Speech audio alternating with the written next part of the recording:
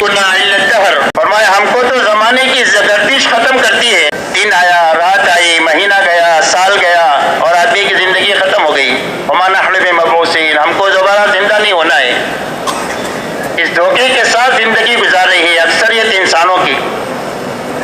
لیکن اللہ اپنے بندوں پر بڑے مہربان ہیں اور 70 ماہوں سے زیادہ رحم کرنے والے ہیں. 70 کا عدد تو کثرت کے لیے ہے، ورنہ اللہ تعالیٰ کے یہاں رحم کے 100 درجے ہیں. ایک حصہ اللہ نے زمین پر اتارا ہے جس سے سارے انسان اور ساری مخلوقات، سارے جانور ایک دوسرے کے ساتھ پیار اور محبت کرتے ہیں. اور 99 حصے رحم کے اللہ نے اپنے پاس رکھے.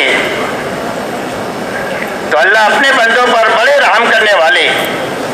تو اس رحم کی بنیاد پر اللہ تعالیٰ نے ہر زمانے میں نبیوں کو بھیج کر انسانوں کو یہ بات سب سے پہلی یہ سمجھائی کہ زندگی کیوں ہے اور موت کیوں ہے، دنیا کیوں ہے اور آخرت کیوں ہے.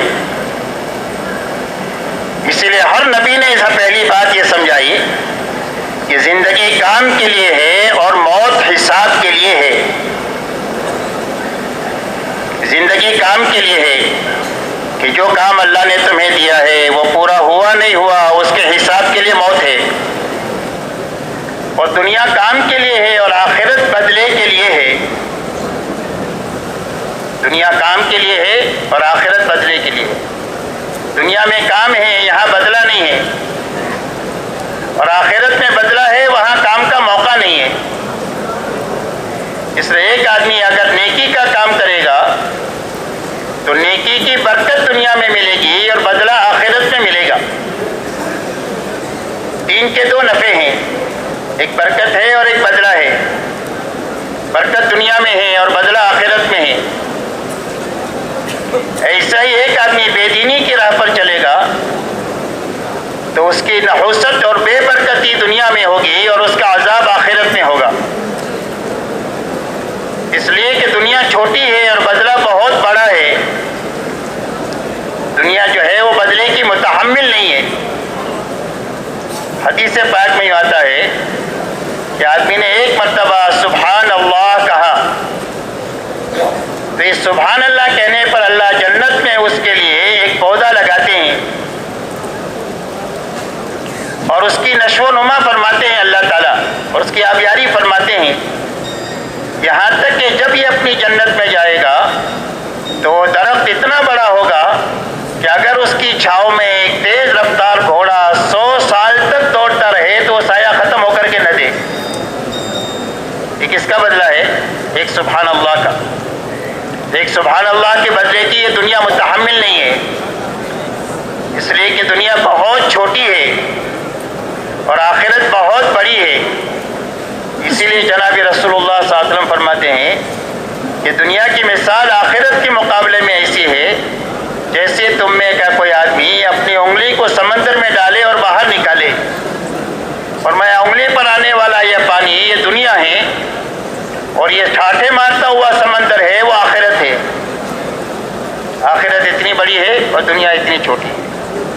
اس لیے اللہ نے دنیا کو کام کی جگہ بنایا ہے اور آخرت کو بدلے کی جگہ بنایا ہے. اب دنیا میں کیا کام ہے جس کے لیے اللہ نے پیدا کیا ہے؟ ہر نبی نے اپنے اپنے زمانے میں انسانوں کو سب سے پہلی بات یہ سمجھائی یا قوم اعبدوا اللہ ما لکم من الہ غیرہ. ہر نبی نے اپنے زمانے کے آدمیوں کو یہ بات سمجھائی کہ اے میری قوم، ایک اللہ کی عبادت کرو، اس کے سوا تمہارا کوئی معبود نہیں ہے. ہر نبی نے سب سے پہلا کام یہ بتایا کہ ہر آدمی اپنی ذاتی زندگی کو سر کے بالوں سے لے کر پیر کے ناخن تک اور جوتا پہننے سے لے کر نماز تک اور شادی بیاہ سے لے کر حکومت کرنے تک اپنی زندگی کے ہر حرکت اور سکون میں اللہ کی اطاعت والی، فرما برداری والی اور عبادت والی اپنی ذاتی زندگی کو بنائیں. اس لیے کہ اللہ کا نظام یہ ہے کہ اللہ ہر آدمی کو اکیلا دنیا میں پیدا کرتے ہیں.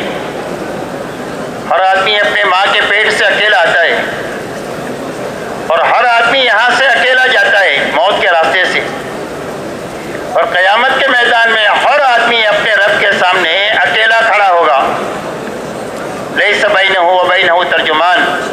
اللہ کے اور بندے کے درمیان میں کوئی بھی ٹرانسلیٹر اور ترجمان نہیں ہوگا. براہ راست اللہ ہر ایک سے پوچھیں گے کہ زندگی کہاں لگا کر آئے, حکموں پر لگا کر آئے یا خواہشات پر لگا کر آئے. اس لیے کہ دنیا میں جینے کے دو ہی راستے ہیں, تیسرا کوئی راستہ نہیں ہے. ایک راستہ حکموں والا راستہ ہے اور ایک راستہ خواہشات والا راستہ ہے. حکموں والا راستہ نبیوں والا راستہ ہے اور خواہشات والا راستہ فرعون کا, شداد کا اور حامان کا راستہ ہے. تو سب سے پہلا سوال ہے زندگی کہاں لگائے, حکموں پر یا خواہشات پر؟ جوانی حکموں پر لگائے یا خواہشات پر لگائے؟ مال حکموں کو سامنے رکھ کر کمایا یا خواہشات کو سامنے رکھ کر کمایا؟ کمانے کے بعد خرچ حکموں کے اوپر خرچ کیا یا خواہشات پر خرچ کیا؟ اور جو جانتے تھے اس پر کتنا عمل کر کے آئے؟ ہر انسان سے یہ سوالات ہونے ہیں اس کے دین کے بارے میں.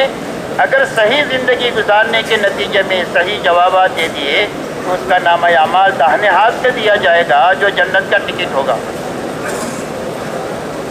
اور اگر آدمی کی زندگی غلط گزری ہے خواہشات پر تو آدمی قیامت کے دن جوابات صحیح نہیں دے سکے گا اور اس کا عمل نامہ بائیں ہاتھ میں دیا جائے گا جو جہنم کا ٹکٹ ہوگا. اللہ میری, آپ کی اور پوری امت کی حفاظت فرمائے. اس لیے میرے دوستو سب سے پہلا کام ہر انسان کا یہ ہے کہ اپنی ذاتی زندگی کو دینداری والی بنائے, دینداری کے ساتھ جیے اور دینداری کے ساتھ مرے. وَاعْبُدْ رَبَّكَ حَتَّى يَأْتِيَكَ الْيَقِينُ لَا تَمُوتُنَّ إِلَّا وَأَنْتُمْ مُسْلِمُونَ. اللہ فرماتے ہیں اللہ کی عبادت میں, اطاعت میں اور فرما برداری میں لگے رہو. کب تک؟ فرمایا موت تک. پوری زندگی دینداری کے ساتھ. اور فرمایا لا تموتن الا وانتم مسلمون. اللہ فرماتے ہیں مسلمان ہو کر کے مریو, یعنی فرما بردار ہو کر کے مریو. تو فرما بردار ہو کر کون مرے گا؟ فرمایا جو فرما بردار بن کر جیے گا وہی فرما بردار ہو کر کے مرے گا. جیسی زندگی ہوگی ایسی موت ہوگی, جیسی موت ہوگی ایسا قیامت دن حشر میں اٹھنا ہوگا. اس لیے میرے دوستو سب سے پہلا کام ہمارا یہ ہے کہ اپنی ذاتی زندگی کو دینداری والی بنانا. ہماری دعوت اور تبلیغ کی محنت سب سے پہلے اپنے آپ کو دیندار بنانے کی محنت ہے. اس لیے کہ سب سے پہلے دینداری محنت کرنے والوں میں آئے گی, پھر دنیا میں دینداری زندہ ہوگی. پہلے حق محنت کرنے والوں میں زندہ ہوگا, پھر دنیا میں حق زندہ ہوگا. پہلے محنت کرنے والوں کے اندر کا باطل ٹوٹے گا, پھر دنیا کے باطل کو اللہ جھٹکے میں توڑ دیں گے. اس لیے سب سے پہلی محنت کرنے والوں کے دیندار بنانے کی محنت ہے. اور دینداری کے تعلق سے اللہ کا یہ مطالبہ ہے یا ایھا الذین آمنوا ادخلوا فی السلم کافۃ ولا تتبعوا خطوات الشیطان انہ لکم عدو مبین. اللہ جل شانہ ایمان والوں سے خطاب کرتے ہیں کہ اے ایمان والو, اسلام میں اور دین میں پورے داخل ہو جاؤ اور شیطان کے نقش قدم پر مت چلو, اس لیے کہ شیطان تمہارا کھلا ہوا دشمن ہے. اس آیت کریمہ کے شان نزول کے بارے میں مفسرین نے یہ لکھا ہے کہ یہ آیت اتری حضرت عبداللہ ابن سلام رضی اللہ تعالیٰ عنہ کے بارے میں, جو اسلام سے پہلے ایک آسمانی مذہب کے ماننے والے تھے, جو سچا مذہب تھا اسلام سے پہلے. اور اللہ نے اسلام کے آنے کے بعد سارے مذاہب کو منسوخ کر کے یہ اعلان فرما دیا ان الدین عند اللہ الاسلام ومن یبتغی غیر الاسلام دینا فلن یقبل منہ وہو فی الآخرۃ من الخاسرین. تو اللہ نے اس کو منسوخ فرما دیا. تو اس مذہب میں اونٹ کا گوشت کھانا منع تھا. اسلام میں حلال ہے, فرض واجب نہیں ہے کہ آپ کو کھانا ہی پڑے گا. تو ان کے دل میں یہ بات آئی کہ اگر میں اس کا گوشت نہ کھاؤں تو میرا اسلام پر بھی عمل ہو جائے گا اور اسلام سے پہلے سچے مذہب کا جو میں پیروکار تھا اس پر بھی عمل ہو جائے گا. ایسے اچھے جذبے سے ایک مباح چیز کو چھوڑا. ان کا گوشت کھانا کیا ہے؟ مباح ہے. ایک مباح چیز کو چھوڑا، کوئی گناہ کا کام نہیں کیا اور کوئی فرض واجب نہیں چھوڑا، ایک مباح چیز کو چھوڑا، اس پر اللہ کی طرف سے قرآن میں آیت اتر رہی ہے کہ اے ایمان والو اسلام میں پورے داخل ہو جاؤ اور شیطان کے نقش قدم پر مت چلو، شیطان تمہارا کھلا ہوا دشمن ہے۔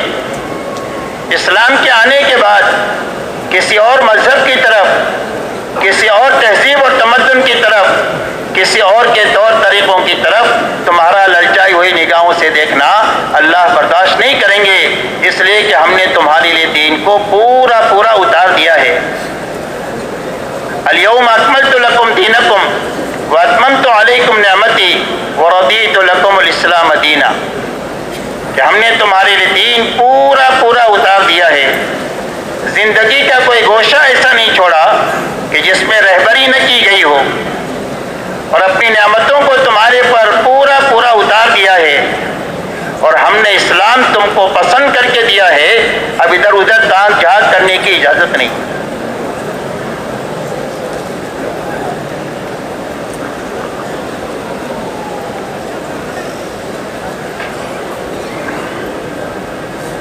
اس لیے ہر ایمان والے سے اللہ کا پورے دین کا مطالبہ ہے،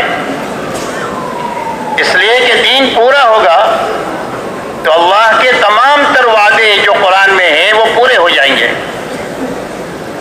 اور اگر دین ادھورا ہوگا تو دنیا میں نقد مصیبتیں آئے گی۔ ما اصاب من مصیبت فبما کسبت ایدیکم ویعفو عن کثیر، فرمایا جو مصیبت دنیا میں تمہارے پر آ رہی ہے تمہارے ہاتھوں کے کرتوتوں کی وجہ سے آ رہی ہے، اور بہت ساری چیزیں وہ ہے جو اللہ تعالیٰ معاف فرما دیتے ہیں۔ اس سے اللہ کا مطالبہ یہ ہے کہ ہر آدمی اپنے زندگی میں پورے دین کو اپنی حقیقت کے ساتھ لانے کی محنت کے ساتھ جیے اور محنت کے ساتھ مرے۔ اگر محنت کے ساتھ جیے گا اور مرے گا تو یا تو دین کی تکمیل ہو جائے گی اللہ کے فضل سے، اور اگر کمی کوتاہی رہی تو اللہ کے فضل سے معافی ہو جائے گی۔ اس لیے کہ محنت کرنے والوں کی محنت کو اللہ تعالیٰ ضائع نہیں کرتے۔ اسی لیے کتابوں میں آتا ہے کہ 100 آدمیوں کا قاتل اچھے بننے کے ارادے سے نیک لوگوں کی بستی کی طرف چلا، ابھی نیک بنا نہیں ہے، صرف نیک بننے کا ارادہ ہے اور اپنی چال شروع کیا ہے، اور راستے میں موت کا فرشتہ آ گیا، عذاب کے فرشتے بھی آ گئے اس کی روح لینے کے لیے، اور رحمت کے فرشتے بھی آ گئے۔ اب کون اس کی روح لے لے؟ تو اللہ نے ایک فیصل کو فرشتہ بنا کر کے بھیجا کہ زمین کو ناپو، اگر یہ نیکوں کے قریب ہے تو رحمت کے فرشتے اس کی روح کو لے، اور اگر یہ بروں کے قریب ہے تو عذاب کے فرشتے اس کی روح کو لے۔ اور اللہ نے زمین کو حکم دیا کہ بروں سے دور ہو جا، نیکوں کے قریب ہو جا، اور رحمت کے فرشتوں نے اس کی روح کو لیا۔ اس لیے کہ اللہ تعالیٰ محنت کرنے والوں کی محنت کو ضائع نہیں کرتے، اس لیے محنت کر کے جینا اور محنت کے ساتھ مرنا یہ اصل ہے۔ اور کام کرتے کرتے آدمی مر گیا تو کام پورا ہو گیا۔ شرط یہ ہے کہ قبولیت کے ساتھ کام کرتے کرتے جیے اور کام کرتے کرتے مرے۔ اسی لیے صحابی رضی اللہ تعالیٰ عنہ کو نیزہ لگ رہا ہے، خون کے فوارے نکل رہے ہیں، اور فزت کہتے فزت ورب الکعبہ، کعبے کے پروردگار کی قسم میں تو کامیاب ہو گیا۔ کام پر زندگی گزری اور کام پر موت آئی قبولیت کے ساتھ، تو اس سے بڑا کوئی کام نہیں ہو سکتا۔ اس لیے میرے دوستو محنت کے ساتھ جینا اور محنت کے ساتھ مرنا، کہ ہماری زندگیوں میں ایک تو دین کامل ہو، عقیدے میں پختگی ہو، ایمان اور یقین میں کمال ہو۔ اس لیے کہ آدمی اپنے دین پر جو چلے گا وہ یقین کی طاقت سے چلے گا، معلومات کی وجہ سے نہیں چلتا اور وسائل کی وجہ سے نہیں چلتا، بلکہ یقین کی طاقت سے آدمی فرائض پر بھی کھڑا ہوتا ہے، حرام سے بھی بچتا ہے، اور دین کی محنت کے تقاضوں پر بھی جو کھڑا ہوگا وہ یقین کی طاقت سے ہوگا۔ اس لیے سب سے پہلا مطالبہ ہے اپنے یقین میں کمال پیدا کرنے کا، اپنے ایمان میں کمال پیدا کرنے کا، اور حضور صلی اللہ علیہ وسلم کی اتباع میں کمال پیدا کرنے کا۔ اس لیے کہ اللہ کی طرف سے جو کوئی بھی فیصلہ کامیابی کا جو آئے گا وہ حضور صلی اللہ علیہ وسلم کے راستے سے آئے گا. ناکامی سے بچنا جو ہوگا وہ آپ کی اتباع کے راستے سے ہوگا. اسی لیے فرمایا قل ان کنتم تحبون اللہ فاتبعونی یحببکم اللہ ویغفر لکم ذنوبکم واللہ غفور رحیم. اے ہمارے نبی جی، ہمارا شاہی فرمان انسانوں کو سنا دیجئے کہ اگر تمہیں اللہ سے محبت کا دعویٰ ہے تو اس کی دلیل میں میرے پیچھے پیچھے چلو. جب حضور صلی اللہ علیہ وسلم کے پیچھے پیچھے چلیں گے تو فرمایا اللہ تم کو اپنا محبوب بنا دیں گے. اللہ والا بننے کا راستہ محمدی بننا ہے اور محمدی بن کے مرنا ہے. جو محمدی بن کر جیے گا وہ مرے گا، وہ اللہ والا بن جائے گا. اور جو اللہ والا بن گیا ساری دنیا اس کی ہے.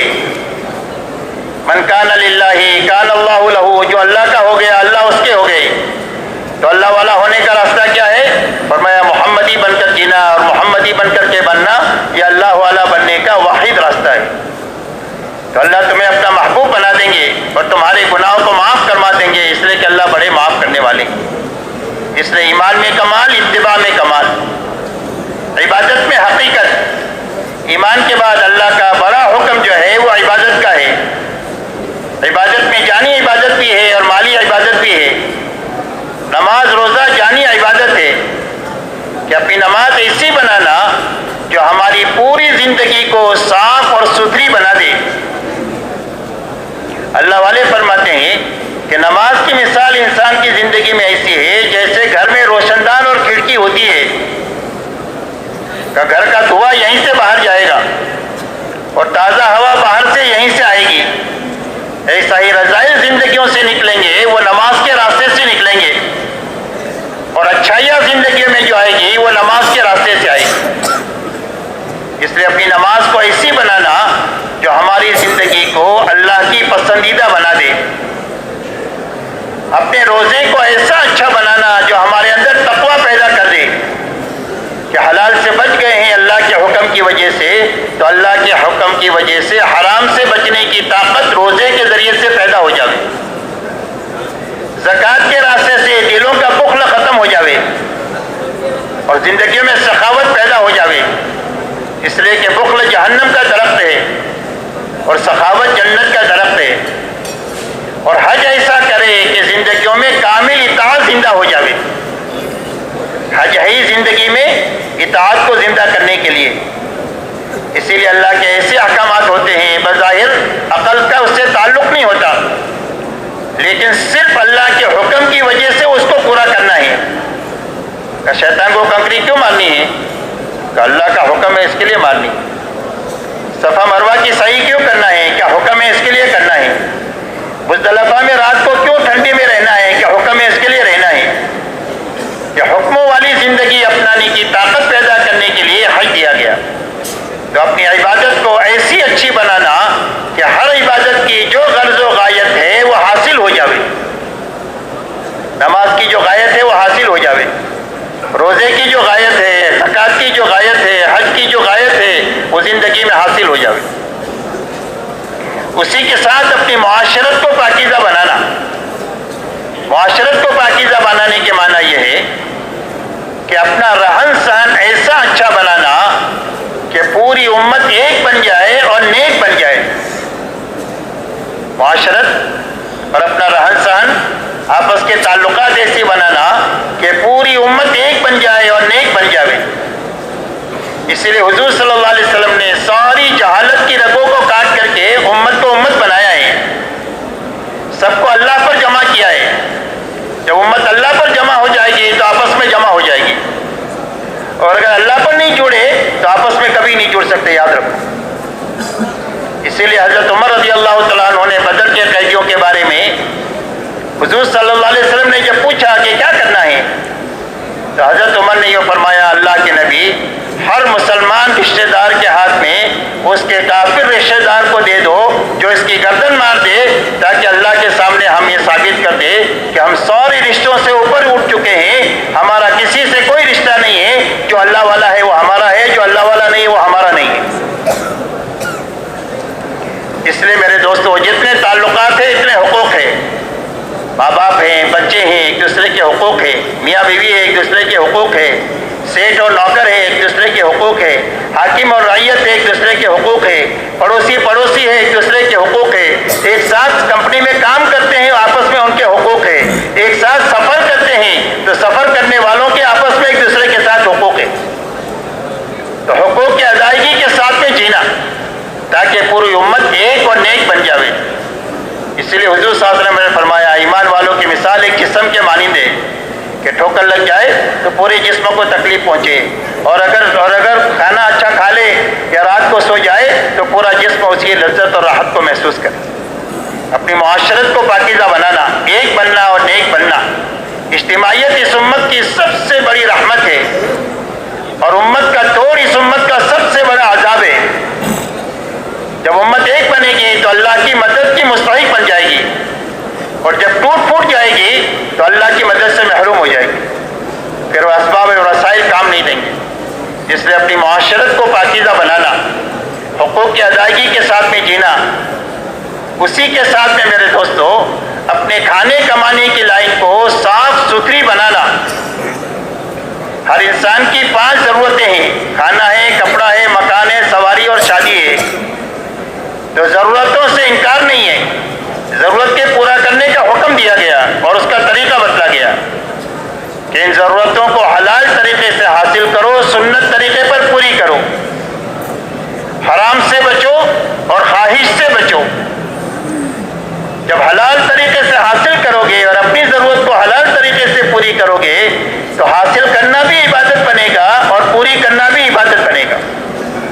کسب الحلال فریضۃ بعد الفریضہ، فرمایا حلال کمائی میں لگنا فرائض کی ادائیگی کے بعد فرض ہے۔ اس لیے کہ بھیک مانگنے سے منع کیا گیا، سوال سے، تو آدمی کی ضرورت کہاں سے پوری ہوگی؟ کہ اپنی محنت کی کمائی سے اپنی ضرورت پوری کرے گا، اپنے گھر والوں کے لیے بوجھ نہیں ہوگا، نہ بیوی بچوں کے لیے، نہ ماں باپ کے لیے، نہ بھائی بہنوں کے لیے، بلکہ محنت کر کے خود بھی کھائے گا، دوسروں کو بھی کھلائے گا، جو اللہ نے اس کے اوپر حقوق واجب رکھے۔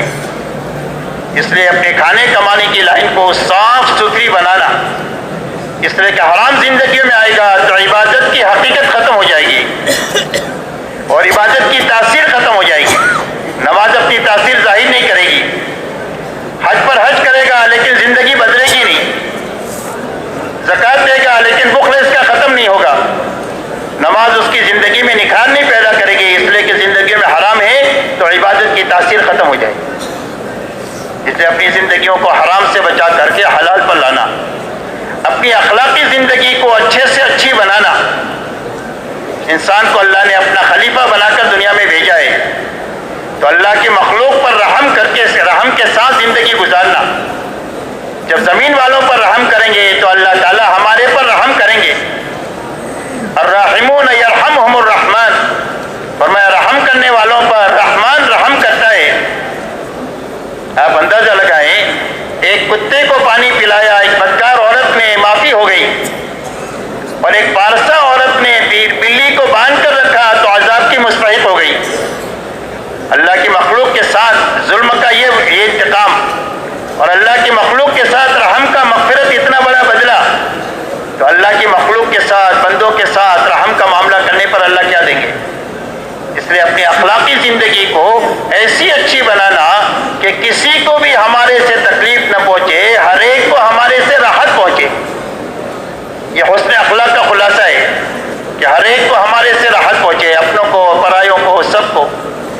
اس لیے کہ اکثر لوگ جنت میں جو جائیں گے وہ تقوی کی وجہ سے جائیں گے اور اچھے اخلاق کی وجہ سے جائیں گے، اور اکثر لوگ جہنم میں زبان کی لفظی سے جائیں گے اور شرمگاہ کی لفظی سے جائیں گے۔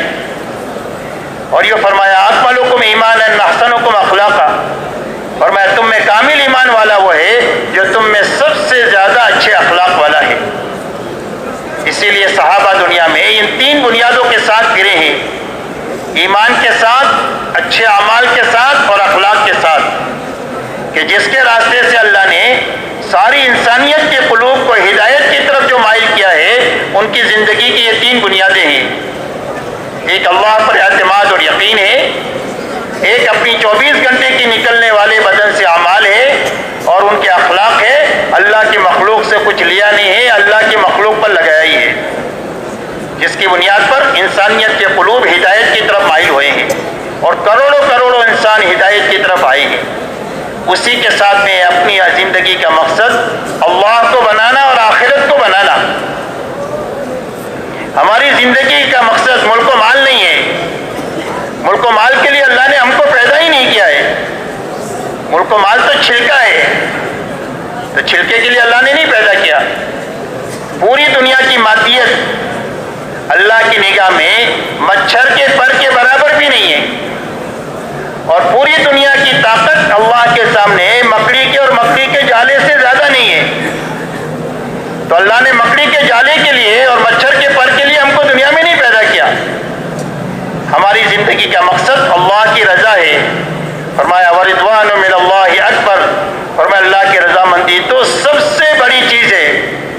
اللہ راضی ہو جائے تو دنیا اور آخرت سنور جائے، اور اللہ روٹ جائے تو دنیا اور آخرت اجڑ جائے۔ اس لیے اللہ کی رضا اور آخرت یہ ہماری زندگی کا مقصد ہے۔ اسی لیے حضور صلی اللہ علیہ وسلم نے پوری امت کو آخرت کی بنیاد پر اٹھایا ہے، ملک و مال کی بنیاد پر نہیں اٹھایا۔ حالانکہ جب آپ ہجرت فرما رہے ہیں اور سراقہ ابن مالک نے آپ کا پیچھا کیا ہے، تو آپ نے اس وقت میں اس کو بشارت دیا ہے ان کو کہ تمہارا کیا حال ہوگا جب کسریٰ کے کنگن تمہارے ہاتھ میں ہوں گے۔ یہ آپ کو اپنی محنت کا انجام معلوم ہے کہ اس کا ایک زمانہ ایسا آئے گا کہ کسریٰ فتح ہوگا، اس کے کنگن ان کے ہاتھ میں ہوں گے۔ لیکن جب انصار مدینہ نے آپ سے بیعت کر کے پوچھا ہے کہ آپ کے شرائط ہم پورے کریں گے تو ہم کو کیا ملے گا، تو آپ نے فرمایا وَلَكُمُ الْجَنَّةُ، اللہ اس کے بدلے میں تم کو جنت دے گا۔ اور یقین رکھو کہ تمہاری آخرت بننا شروع ہو گیا تو تمہاری دنیا یقینی طور پر بننا شروع ہو جائے گی۔ یہ دنیا آخرت کا سایہ ہے۔ جب آدمی کی آخرت بننا شروع ہوگی تو اس کی دنیا بننا شروع ہو جائے گی، اور جب کسی کی آخرت اجڑنا شروع ہوتی ہے تو اس کے اجاڑ کے آثار دنیا میں ظاہر ہوتے ہیں۔ اس لیے کہ دنیا آخرت کا سایہ ہے، اس لیے ہماری زندگی کا مقصد اللہ اور آخرت ہے۔ اس لیے میرے دوستو سب سے پہلی بنیاد یہ ہے کہ پورا دین اپنی حقیقت کے ساتھ ہماری زندگی میں آ جائے اور ہمارے گھرانے میں آ جائے اور ہماری برادری میں آ جائے۔ یہ ہماری زندگی کے کام کا سب سے پہلا اور بڑا مقصد ہے اور سب سے بڑا کام ہے۔ اسی کے ساتھ میرے دوستو دوسرا کام ہر ایمان والے کا یہ ہے کہ اپنی ذاتی زندگی کو دینداری والی بناتے ہوئے اپنے گھرانے کو دیندار بنانا، اپنے محلے اور بازاروں کو دیندار بنانا، اپنے شہر اور ملک کو دیندار بنانا، اور پورے عالم میں دینداری آئے اس کی محنت کرنا، یہ دوسرا کام اور ذمہ داری ہر ایمان والے کی ہے۔ یہ کوئی برکت اور ثواب کی چیز نہیں ہے کہ بھی کریں گے تو برکت ملے گی اور نہیں کریں گے تو برکت نہیں ملے گی، کریں گے تو بہت ثواب ملے گا، نہیں کریں گے تو ثواب نہیں ملے گا۔ آپ یقین مانو یہ صرف برکت اور ثواب کی چیز نہیں ہے، بلکہ یہ کام اور ذمہ داری ہے۔ اس لیے کہ آپ کا اور میرا یقین ہے کہ حضور صلی اللہ علیہ وسلم آخری نبی ہے، آپ کے بعد قیامت تک کوئی نبی آنے والے نہیں ہیں۔ انسانوں کے دنیا میں آنے کا سلسلہ قیامت تک باقی رہے گا۔ اب انسانوں کو گمراہ کرنے کے لیے شیطان نے اللہ سے قیامت تک کی زندگی کی مہلت مانگی ہے، اور اس نے اللہ کے سامنے قسم کھائی ہے کہ میں تیرے بندوں کو گمراہ کرنے کے لیے دائیں سے بائیں سے آگے سے اور پیچھے سے آؤں گا، وَلَا تَجِدُ أَكْثَرَهُمْ شَاكِرِينَ، اور تیرے اکثر بندے شکر گزار بن کر نہیں آئیں گے بلکہ ناشکرے بن کر کے اور نافرمان بن کر بے دین بن کر کے آئیں گے۔ تو اس کی مسلسل محنت چلتی رہے گی۔ اب اس کے مقابلے میں اگر صحیح محنت نہیں ہوگی تو آپ یہ بتاؤ دنیا میں حق غالب ہوگا یا باطل غالب ہوگا؟ دنیا میں شر بڑھے گا یا خیر بڑھے گی؟ جب محنت کی مقدار پوری نہیں ہوگی یا محنت نہیں ہوگی تو دنیا میں شر غالب ہوگا، خیر مغلوب ہو جائے گی، باطل غالب ہو جائے گا اور حق مغلوب ہو جائے گا۔ اور اس کا نقصان یہ ہوگا کہ حق والوں کے باطل والوں کے حق پر آنے کا راستہ تو بند ہو ہی جائے گا، حق والوں کا حق پر جینا مشکل ہو جائے گا۔ حضور صلی اللہ علیہ وسلم فرماتے ہیں کہ دین بہت آسان ہے، اور آپ ایک جگہ پر فرماتے ہیں کہ دین پر چلنا ایسا مشکل ہے جیسا چنگاری کو ہاتھ میں پکڑنا. تو چنگاری کو ہاتھ میں پکڑنا مشکل ہوتا ہے، کب ایسا مشکل ہوگا دین پر چلنا؟ فرمایا جب ماحول میں بے دینی غالب آ جاوے اور دین مغلوب ہو جاوے، باطل اوپر آ جاوے اور حق نیچے دب جائے، تو اس وقت میں دنیا میں حق والوں کے لیے حق پر چلنا مشکل ہو جائے گا جیسا چنگاری کو ہاتھ میں پکڑنا مشکل ہوتا ہے. اس لیے کہ ماحول کا اثر ہوتا ہے، جیسے موسم کا اثر ہوتا ہے.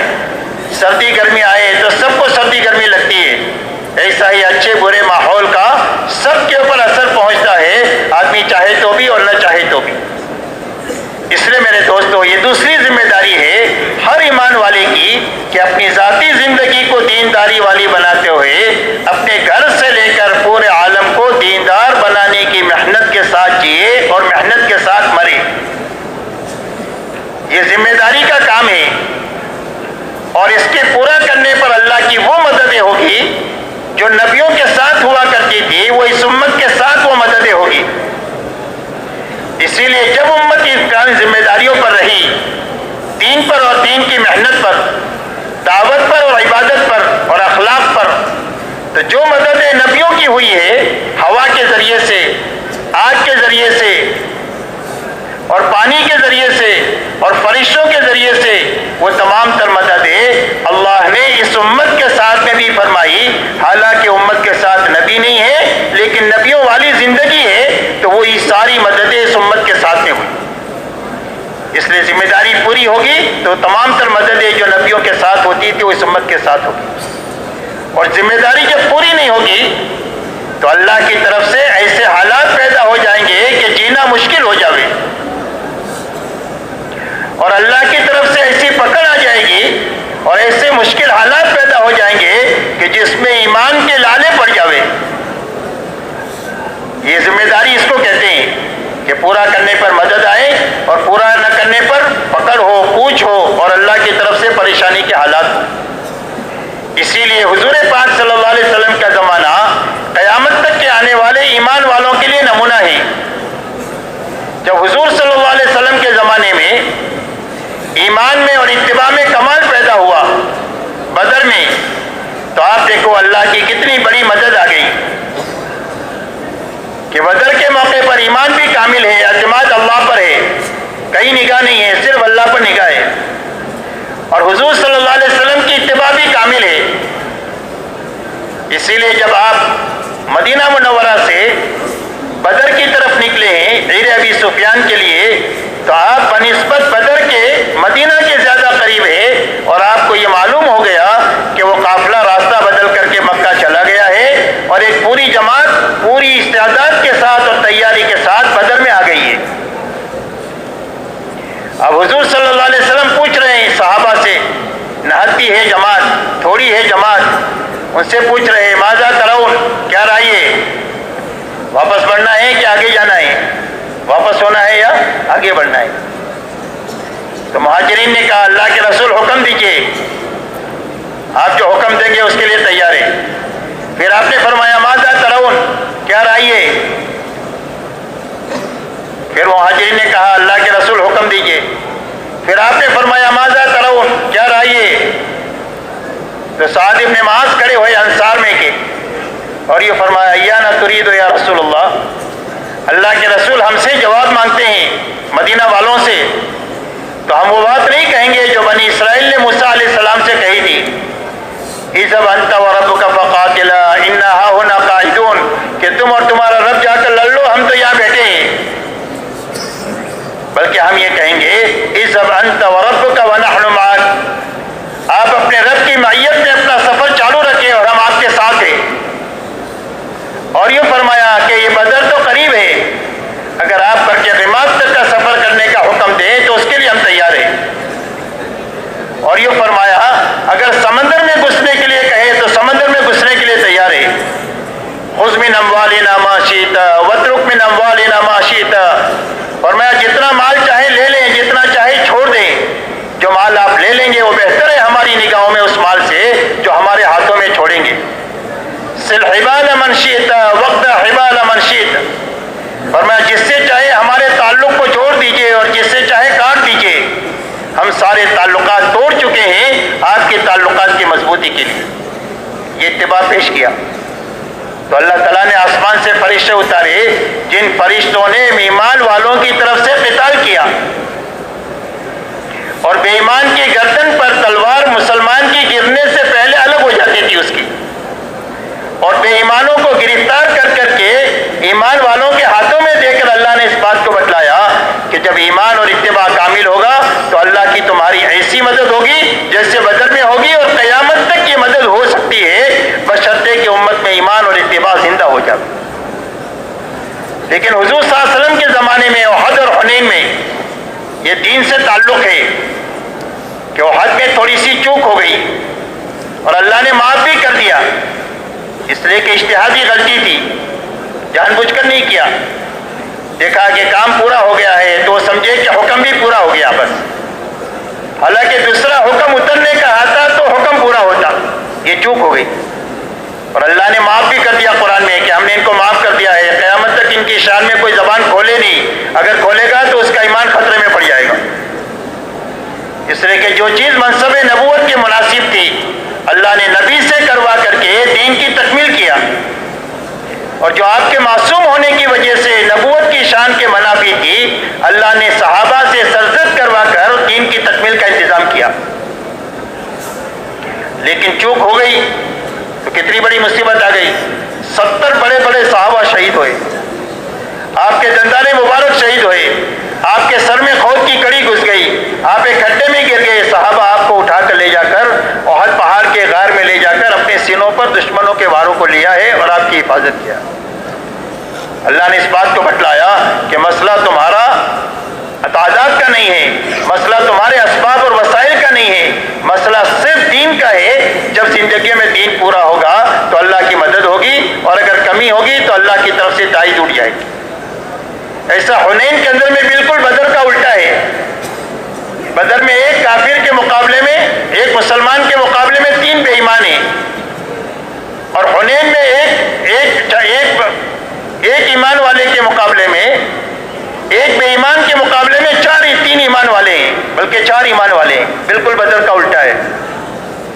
لیکن کچھ لوگوں کے دل میں بات آ گئی کہ ابھی اتنے سارے ابھی میدان جیت لیں گے، بس فوراً اللہ کی مدد چلی گئی۔ اللہ فرماتے ہیں وَيَوْمَ حُنَيْنٍ إِذْ أَعْجَبَتْكُمْ كَثْرَتُكُمْ فَلَمْ تُغْنِ عَنْكُمْ شَيْئًا وَضَاقَتْ عَلَيْكُمُ الْأَرْضُ بِمَا رَحُبَتْ ثُمَّ وَلَّيْتُمْ مُدْبِرِينَ۔ کہ حنین کے دن کی یاد کرو جب تمہاری کثرت نے تم کو عجبے میں ڈال دیا کہ ہم ابھی اتنے سارے کر لیں گے، تو اللہ کی مدد چلی گئی تو حالات بالکل الٹ گئے۔ پہلے ہی وہلے میں شکست ہو گئی، پھر اللہ نے اس شکست کو فتح سے پھر تبدیل کیا۔ تو یہ امت کی تعلیم کے لیے ہے کہ جیسا دین ذمہ داری ہے پوری ہوگی تو مدد ہوگی، اور اگر کمی آئے گی تو اللہ کی مدد چلی جائے گی۔ ایسا ہی دعوت بھی اللہ کی طرف سے کام ہے اور ذمہ داری ہے۔ جب پورا کرو گے تو نبیوں کے ساتھ جو مددیں ہوئی ہے وہ تمہارے ساتھ ہوگی، اور کمی ہوگی تو اللہ کی طرف سے حالات ہوں گے۔ اسی لیے آپ اندازہ لگائیں کہ انصار مدینہ حضور صلی اللہ علیہ وسلم کے پاس آئے اور آ کر کے یوں کہا کہ اللہ کے رسول اب تو بہت دین کے مددگار ہو گئے، کام کا شروع زمانہ تھا کہ کام بہت تھا، اساتید تھوڑے تھے تو سارے تقاضے انہیں پر آتے تھے، تو ہمارے باغات کے دیکھ بھال کرنے کا موقع نہیں ملا۔ اب دین کے بڑے مددگار ہو گئے ہیں، اب اگر تھوڑی سی مہلت مل جائے تو اپنے باغات کی دیکھ بھال کر لیں۔ ابھی آپ نے کوئی جواب نہیں دیا، اور اللہ کی طرف سے قرآن میں آیت اتر رہی ہے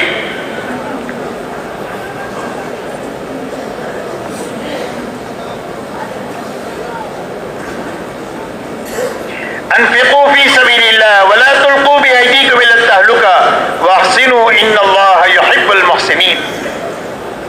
اللہ فرماتے ہیں خرچ کرتے رہو، لگے رہو، اپنی جان مال لگاتے رہو دین پر اور دین کی محنت پر، اور اپنے ہاتھوں اپنے آپ کو ہلاکت میں نہ ڈالو۔ تمہاری دین کی محنت کو چھوڑ کر اپنی دنیا کے سنوارنے میں تھوڑے عرصے کے لیے بھی لگنا جس میں تم اپنے لیے نجات سمجھتے ہو، تمہارا پیدا کرنے والا خالق اور مالک تمہارے لیے اس میں ہلاکت دیکھ رہا ہے۔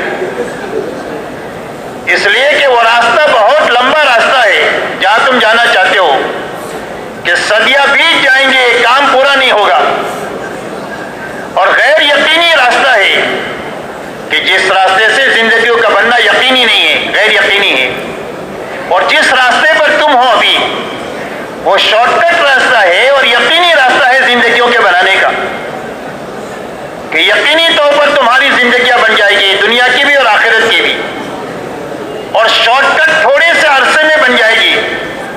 लंबा जमाना काम नहीं करना पड़ेगा, थोड़े जमाने में काम हो जाएगा। इसलिए आप अंदाजा लगाएं कि सिर्फ 25 साल के अरसे में इनके सारे मसाइल हल हो गए। 23 साल नबूवत का जमाना है और 2 साल सिद्दीक अकबर रज़ी अल्लाह तआला अन्हु की खिलाफत का जमाना है। ये 25 साल का जमाना है जिसमें लगना ही लगना है, मिटना ही मिटना है, खपना ही खपना है और अपने आप को लगाना ही लगाना है। उसके बाद तो अल्लाह ने इतना दिया कि सदियों तक ईमान वाले और इनकी नस्लें खाती रही, खिलाती रही, खत्म होकर के नहीं दिया। और अल्लाह का ऐसा गैसबी निजाम चला कि माल जमा ये करेंगे, इस्तेमाल तुम करोगे, जमीनों को आबाद ये करेंगे, इसकी पैदावार तुमको मिलेगी, मकानात ये बनाएंगे, इन मकानात में रहोगे तुम, और ये औलाद ये पैदा करेंगे और ये औलाद तुम्हारी खिदमत करेगी। अल्लाह ने ऐसा निजाम चलाया कि सदियों तक सहाबा और इनके औलाद में आपको बहार ही बहार मिलेगी। इसलिए फरमाया जिस रास्ते पर तुम हो ये यकीनी रास्ता है और शॉर्टकट रास्ता है, थोड़े से अरसे में काम हो जाएगा। इसलिए अपने हाथों अपने आप को हलाकत में मत डालो और नेकी की राह पर चलो, इसलिए कि नेकोकारों को अल्लाह पसंद करते हैं। इसलिए मेरे मोहतरम दोस्तों, ये दूसरा काम हर ईमान वाले का है कि अपने घर से लेकर पूरे आलम को दीनदार बनाने के लिए अपनी तमाम तर तवानाई और ताकत को लगाना और अखलाक के साथ दुनिया में काम करना। ये तीसरी बुनियाद अखलाक है इस उम्मत की। इसीलिए हुजूर पाक सल्लल्लाहु अलैहि वसल्लम से जब पूछा गया तो आपने पूरी जिंदगी सहाबा को इन 3 बुनियादों पर उठाया है, ईमान पर, अमाल पर और अखलाक पर। और जब कभी भी समझाने का मौका आया है तो यही 3 बुनियादें समझाई है। इसीलिए फरमाया अय्युल अमल अफजल, फरमाया अमाल में सबसे ज्यादा कीमती अमल कौन सा है? तो आपने फरमाया अस्सलाह। आपके कलिमात जामे हुआ करते थे, आप नमाज से पूरा दीन मुराद ले रहे कि पूरा दीन ये सबसे पहली बुनियाद है। फरमाया सुम्मा बिर्रुल वालिदैन, माँ बाप के साथ अच्छा सलूक करना, ये पूरी अखलाकियात की और हुकूक की लाइन को बयान फरमा रहे आप। और फरमाया सुम्मा अल जिहादु फी सबीलिल्लाह, अल्लाह के रास्ते में अपने आप को खपाना और मिटाना। ये 3 बुनियादें बयान की है, इबादत की, दावत की और अखलाक की। आप दुनिया से तशरीफ ले जा रहे हैं, आप फरमा रहे अस्सलाह अस्सलाह वमा मलकत ऐमानुकुम, फरमाया नमाज के बारे में अल्लाह से डरते रहियो, नमाज को ज़ाया न करियो, यानी दीन को ज़ाया न करियो। और फरमाया अपने माताओं के हुकूक को ज़ाया न करियो।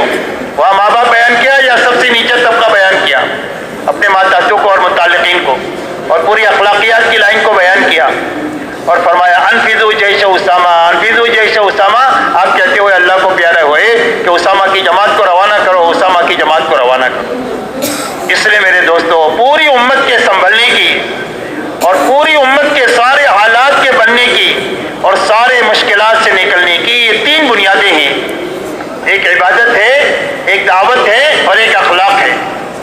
हमारी पूरी जिंदगी और पूरी उम्मत की जिंदगी अगर ये 3 बुनियादों पर आ जाती है तो असबाब की कमी के बावजूद और तादाद की कमी के बावजूद और वसाइल और ताकत की कमी के बावजूद अल्लाह अपनी कुदरत से इस उम्मत के सारे हालात को बना देंगे, जिस तरह सहाबा के हालात को बनाया है कि सहाबा की जमात थोड़ी भी है और कमजोर भी है।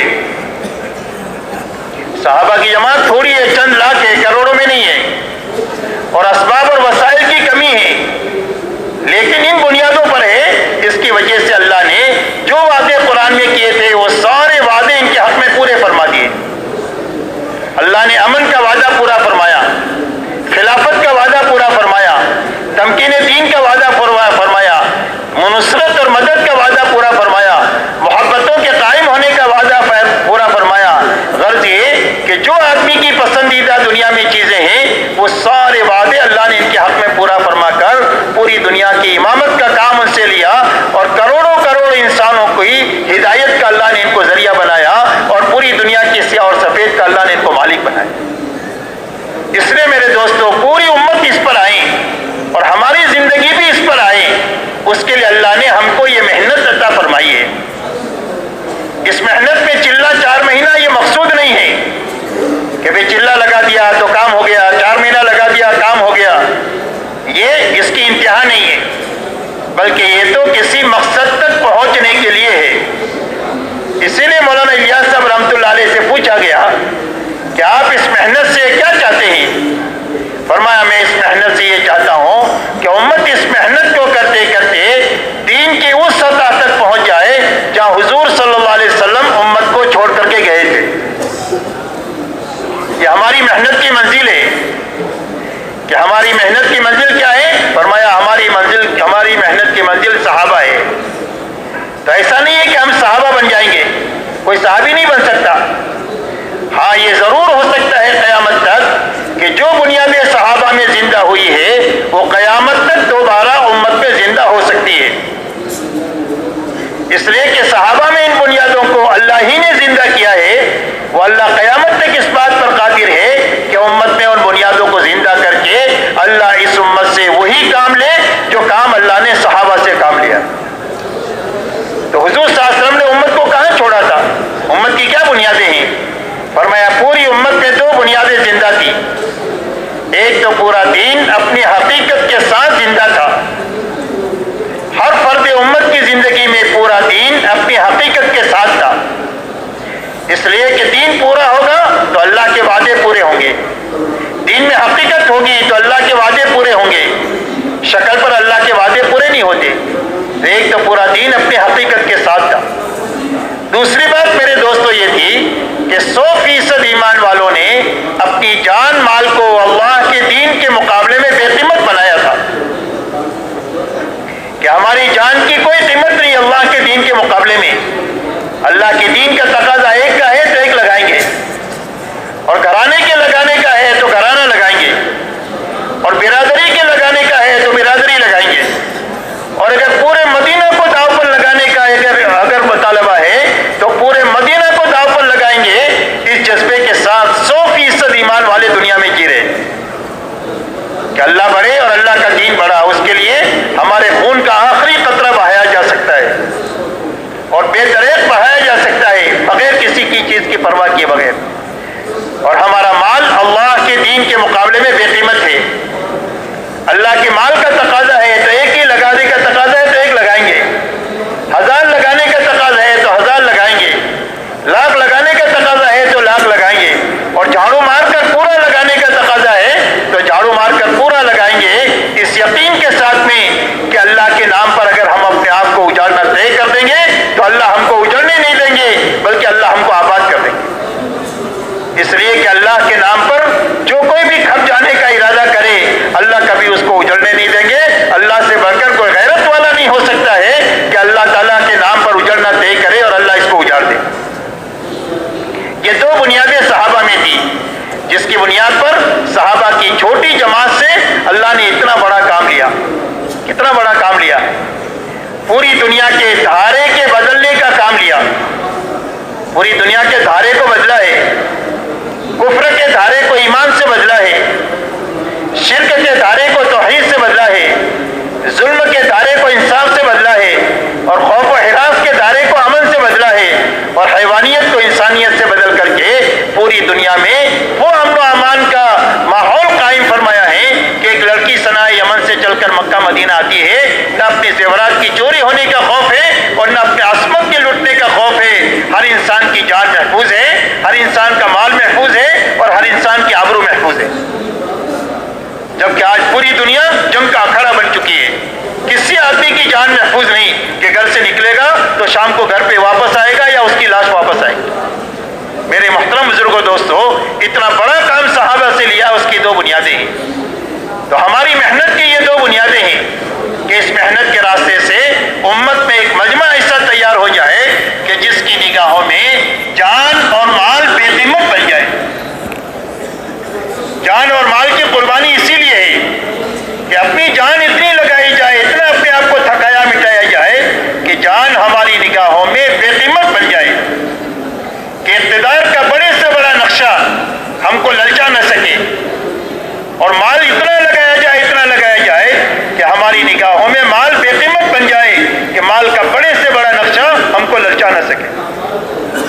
بکنے والی قوم نہیں ہے، ہم تو اللہ کے ہاتھوں بک چکے ہیں، ہم کو کوئی خرید نہیں سکتا ہے۔ ہمارے اندر وہ طاقت پیدا ہو جائے جب ایک مجمع ایسا بن جائے گا کہ جس کی نگاہوں میں یہ دو چیزیں بے قیمت بن جائے گی، تو وہی مجمع اللہ کی نگاہ میں قیمتی بن جائے گا،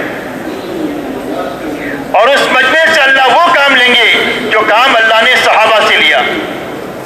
اگر یہ تھوڑے ہوں گے تو اللہ اپنے لشکروں کو ان کے ساتھ کر کے ان کو زیادہ کر دیں گے، اور اگر یہ کمزور ہوں گے تو اللہ اپنی قوت ان کے ساتھ کر کے ان کو قوی بنا دیں گے، اور دنیا کی کوئی بڑے سے بڑی طاقت ان کا بال بیکا نہیں کر سکتی ہے۔ اللہ ان سے وہ کام لیں گے جو اللہ نے صحابہ سے لیا۔ شرط یہ ہے کہ یہ دو بنیادیں زندہ ہونی چاہیے ایک مجمع میں۔ وہ مجمع کتنا ہے ہم نہیں جانتے، اللہ جانتے ہیں، کب ہوگا وہ ہم نہیں جانتے، اللہ جانتے ہیں، لیکن کام اسی وقت میں ہوگا جب ایک مجمع ان دو بنیادوں پر آئے گا۔ اس لیے کہ آپ اور ہم جانتے ہیں کہ ادھورے لوگوں سے دنیا میں کام نہیں ہوتا۔ ادھورے وکیل کے ہاتھ میں آپ مقدمہ دیں گے، ادھورے ڈاکٹر سے علاج کرائیں گے، ادھورے حافظ کو امامت پر آپ کھڑا کریں گے۔ ایسا ہی میرے دوستو، اللہ کے یہاں پر بھی کام لینے کی بنیاد یہ ہے کہ ایک مجمع ایسا بنے کہ جس کے اندر میں یہ دو بنیادیں زندہ ہو جائے۔ اللہ اس مجمع سے وہ کام لیں گے جو اللہ نے صحابہ سے کہا۔ اب وہاں تک پہنچنے کا راستہ کیا؟ وہاں تک میرے دوستوں پہنچنے کا راستہ صرف اپنی محنت کو صحیح کرنا ہے۔ وہاں تک پہنچنے کا راستہ صرف اپنی محنت کو صحیح کرنا ہے، اس لیے کہ دنیا کے نظام کو اللہ نے محنت کے ساتھ چلایا ہے۔ ہر چیز کی ایک محنت ہے اور اس کی ایک مقدار ہے، جب وہ مقدار پوری ہو جائے گی تو اس لائن کا نفع آدمی کو پورا مل جائے گا۔ ایسا ہی یہاں تک پہنچنے کے لیے اللہ نے ایک محنت عطا فرمائی ہے۔ جب محنت صحیح شکل میں قائم ہو جائے گی اور پوری ہو جائے گی تو امت کی ایک معتدی جماعت وہاں تک پہنچ جائے گی اور کام ہو جائے گا۔ تو محنت کی صحیح شکل کیا ہے؟ فرمایا محنت کی صحیح شکل یہ ہے کہ ہر ایمان والا اپنی جان مال کو دعوت پر اتنی لگائے جتنا دعوت کا تقاضا ہے۔ دعوت پر کتنا لگائے؟ جتنا دعوت کا تقاضا ہے۔ گھر کاروبار میں کتنا لگاتے ہیں؟ جتنا گھر کاروبار کا تقاضا ہے اتنا لگاتے ہیں تو گھر کاروبار کے سارے تقاضے پورے ہوتے ہیں۔ تو ایسا ہی دعوت کے تقاضے پر اپنی جان مال اتنا لگانا جتنا دعوت کا تقاضا ہے۔ اسی لیے حضور صلی اللہ علیہ وسلم کے زمانے میں جو تشکیل تھی وہ کام کی تشکیل تھی۔ کہ بھائی کس کی تشکیل تھی؟ کام کی، کہ جتنی جان لگانی پڑے اتنی جان لگانا ہے، جتنا مال لگانا پڑے اتنا مال لگانا ہے۔ اگر تھک گئے تو شہید ہے اور اگر بچ گئے تو غازی ہے۔ اس لیے دعوت پر جان مال اتنی لگے جتنا دعوت کا تقاضا ہے، پھونک پھونک کر نہیں بلکہ جتنا تقاضا ہے۔ دوسرا عبادت پر جان مال اتنی لگے جتنا عبادت کا تقاضا ہے، تاکہ ہماری عبادت میں حقیقت پیدا ہو جائے۔ اللہ کے خزانے سے لینے کا راستہ اللہ کی عبادت ہے۔ عبادت ٹھیک ہو جائے گی تو اللہ کے خزانے ہمارے لیے ہموار ہو جائیں گے۔ تو عبادت پر جان مال اتنی لگے جتنا عبادت کا تقاضا ہے۔ نمبر 3، اخلاق پر جان مال لگے، اللہ کی مخلوق کو راحت پہنچانے پر جتنا اخلاق کا تقاضا ہے۔ نمبر 4، اپنے اور اپنے گھر والوں کی ضرورت میں بقدر ضرورت لگے، اسراف سے بچ کر کے لگے۔ یہ محنت کا صحیح رخ ہے۔ کیا رخ ہے؟ یہ محنت کا صحیح رخ ہے کہ اپنی ضرورت ہے، کھانا ہے، کپڑا ہے، مکان ہے، سواری اور شادی ہے، اس سے انکار نہیں ہے۔ اپنے گھر والوں کی یہ ضرورتیں ہیں، اس کو حاصل کرنے میں بھی لگنا، اس کو پورا کرنے میں بھی لگنا، لیکن بقدر ضرورت لگنا، اسراف سے بچ کر کے لگنا۔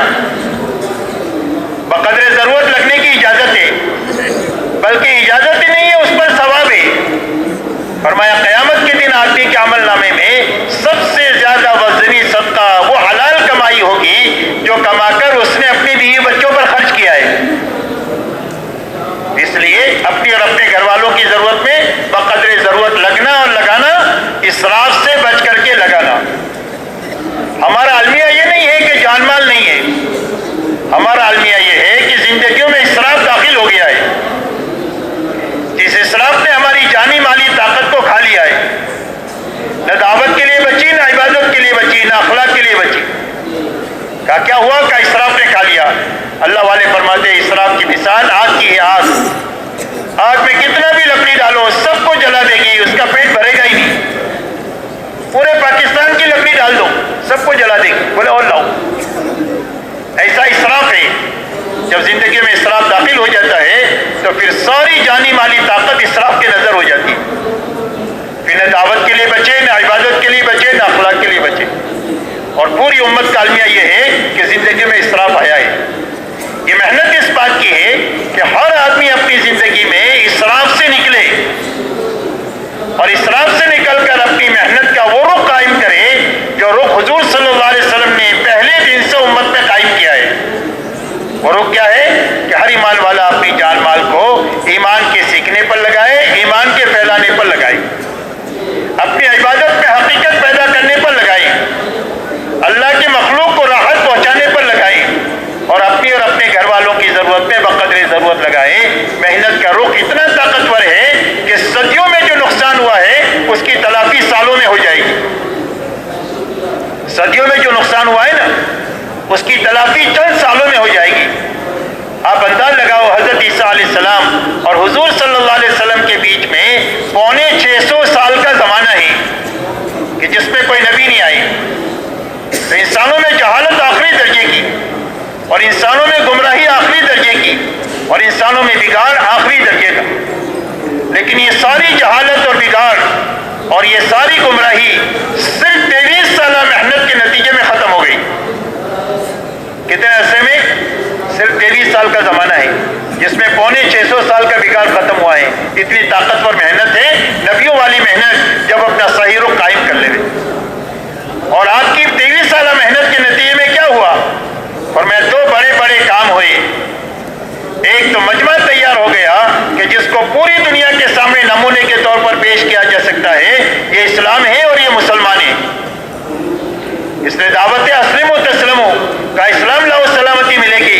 का कौन सा इस्लाम? फरमाया कूनो मिसलना, हमारे जैसे हो जाओ। तो एक मजमा तैयार हो गया, मर्दों का, औरतों का, जवानों का, बूढ़ों का, मालदारों का, गरीबों का, कि पूरी सोसाइटी दुनिया के सामने पेश कर सकते हैं ये इस्लाम है और ये मुसलमान है। और दूसरा काम मेरे दोस्तों ये हुआ कि पूरे हिजाज का माहौल पाकीज़ा हो गया। पूरे हिजाज का माहौल पाकीज़ा हो गया। खुसूसियत के साथ मदीना मुनव्वरा का माहौल ऐसा पाकीज़ा हो गया कि उस माहौल में 100% ईमान वालों के दिलों में अल्लाह रसूल की मोहब्बत सबसे ज़्यादा थी। तलाश करने से आपको कोई बेनमाजी नहीं मिलेगा। हर आदमी अपने दीन से बाखबर था, हर आदमी अपने दीन पर अमल करने वाला था। कोई यतीम और बेवा अपने आप को यतीम और बेवा नहीं महसूस करते थे। पूरा मदीना इनका ख्याल रखने वाला था। आपको तलाश करने से कोई दुनिया का तालिब नहीं मिलेगा, सारे आखिरत के और अल्लाह की रजा के तालिब मिलेंगे। और 100% ईमान वाले अपने आप को दीन का जिम्मेदार समझते थे कि मैं बाप हूँ, बच्चों का जिम्मेदार हूँ, मुसलमान हूँ, इस्लाम की जिम्मेदारी भी मुझ पर है। दुनिया की जिम्मेदारी के लिए जितनी जान माल की जरूरत है इतनी मैं लगाता हूँ, दीन की जिम्मेदारी के लिए भी इतनी ही जान माल लगाऊंगा जितनी दीन को जरूरत है। इसीलिए हुजूर सल्लल्लाहु अलैहि वसल्लम के ज़माने में मेहनत का रुख ये था कि जब कोई तकाजा आता तो नमाज के उन्वान पर लोगों को नमाज के लिए जमा कर लिया जाता। तकाजा रख गया तो सारे उस तकाजे को पूरा करने के लिए तैयार है। लेकिन एक मजमा वो है कि जिसके पास सवारी भी है और तोशा भी है। बड़ा मजमा वो है जिसके पास सवारी भी नहीं है, तोशा भी नहीं है। और हुजूर सल्लल्लाहु अलैहि वसल्लम के पास इतना माल नहीं है कि इनको सवार करें और इनको जो है वो तोशा दे। तो जिनके पास इस्तेदाद है वो तो चले गए और जिनके पास इस्तेदाद नहीं है वो रोते हुए रह गए। कुरान कह रहा है तवल्लु अयुनहुम तफीदु मिनद दम, इस हालत में वापस लौटे हैं कि इनकी आंखों से आंसू जारी है कि करने का काम आया था वो हम कर नहीं सके, ये रोते हुए वापस रोए। आपने फरमाया ये रोने वाले भी जाने वालों के साथ हैं और जो इकराम अल्लाह इनका करेंगे वही इकराम अल्लाह इन रोने वालों का करेंगे। इसलिए मेरे दोस्तों ये 2 बड़े काम हुए और आज भी हमारी पूरी दुनिया को ये 2 चीज़ों की ज़रूरत है। पूरी दुनिया में इस्लाम आम नहीं हो सकता और इंसानियत तबाही से बच नहीं सकती है जब तक एक नमूने के तौर पर एक मजमा दुनिया के सामने पेश करने के काबिल न बने कि इस्लाम है और ये मुसलमान है। और जब तक कोई माहौल दुनिया के सामने पेश न किया जाए कि आओ हमारे माहौल में, इस माहौल में तुमको 100% ईमान वाले, इबादत वाले, अखलाक वाले, तवाज़ो वाले, आजिज़ी वाले, इंकिसारी वाले, अल्लाह की तरफ इनाबत वाले मखलूक सामने पेश होगा तो इंसानियत इस्लाम की तरफ ऐसी आएगी जिस तरह भूखा खाने की तरफ आता है और प्यासा पानी की तरफ आता है और धूप में चलने वाला छाव की तरफ आता है। इसलिए कि इंसानियत तबाही के दहाने पर खड़ी है और हर कदम उसका तबाही की तरफ बढ़ रहा है और उससे वो बच नहीं सकती है सिवाय इस्लाम के। इंसानियत के मसाइल का हल इस्लाम के सिवा और कोई नहीं है और इंसानियत आ नहीं सकती है जब तक सबसे पहले मुसलमान बनकर दुनिया में न जिए। और अल्लाह ने मेरे दोस्तों ऐसा निज़ाम कायम किया है कि दुनिया के हर मुल्क में ईमान वाले ही वो ईमानी ज़िंदगी जीना शुरू करें, दावत वाली ज़िंदगी जीना शुरू करें, अखलाकी ज़िंदगी जीना शुरू करें तो इंसानियत तो भाग कर इस्लाम की तरफ आएगी और दुनिया का कोई प्रोपेगेंडा इनको अल्लाह की तरफ आने से रोक नहीं सकता। इसलिए मेरे दोस्तों आज के दिन ये पूरा मजमा तय करो कि इंशाअल्लाह मेहनत के उस रुख पर आना है जिस रुख पर हुजूर सल्लल्लाहु अलैहि वसल्लम ने उम्मत को उठाया है कि भाई उसके लिए सारे तैयार हैं। कौन कौन तैयार है उसके लिए? इसके लिए मेरे दोस्तों अपनी जिंदगी में अपनी जान माल दावत पर इतनी लगाना जितना दावत का तकाजा है, इबादत पर इतनी लगाना जितनी इबादत का तकाजा है, अखलाक पर इतनी लगाना जितनी अखलाक का तकाजा है और अपनी ज़रूरतों में बक़द्र ज़रूरत लगाना ये मेहनत का सही रुख है। इस पर हम सबको आ जाएंगे तो हमारे और उम्मत के मसाइल हल हो जाएंगे और उम्मत के रास्ते से इंसानियत के मसाइल भी हल हो जाएंगे कि भाई उसके लिए सारे तैयार हैं। अल्लाह ताला बहुत कबूल फरमाए। अब उसकी तश्कील आप खुद ही करें और खुद करके अपनी तरतीब खुद ही बनाएं इंशाअल्लाह।